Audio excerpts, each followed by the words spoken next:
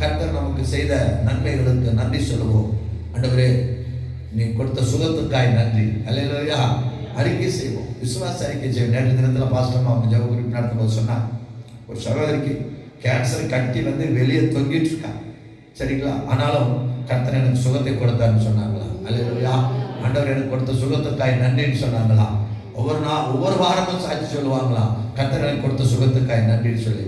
Pastor அந்த விசுவாசிகளை சொன்னாங்க, இந்த அம்மா கட்டி மாறவே இல்லை, இது பாட்டில் ஒவ்வொரு வாரம் எந்திரிச்சு சாட்சி சொல்லியிருக்கம்மா, நீ சாட்சி சொல்லாத அமைதியா இருக்குன்னு சொல்லி. அப்போ அந்த அம்மா அன்னைக்கு எழுப்பி சொன்னா இல்லையா, கர்த்தர் எனக்கு பூர்ண சுகத்தை கொடுத்தார். அல்லேலூயா. பார்த்தா கட்டி இருக்கு, கர்த்தர் பூர்ண சுகத்தை கொடுத்தா. சாட்சி சொல்லி உட்கார்ந்தாங்களாம், கொஞ்ச நேரத்துல கட்டி காணாம போயிடுச்சான். அல்லேலூயா. பொய் சாட்சி இல்லை, இது மெய் சாட்சி. அல்லேலூயா.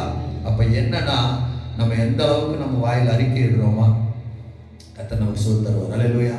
தலைவலி மட்டும் நல்லாக்குவாரா? காய்ச்சலை மட்டும் நல்லாக்குவாரா? இடுப்பு வலி கழுத்து வலியை மட்டும் நல்லாக்குவாரா?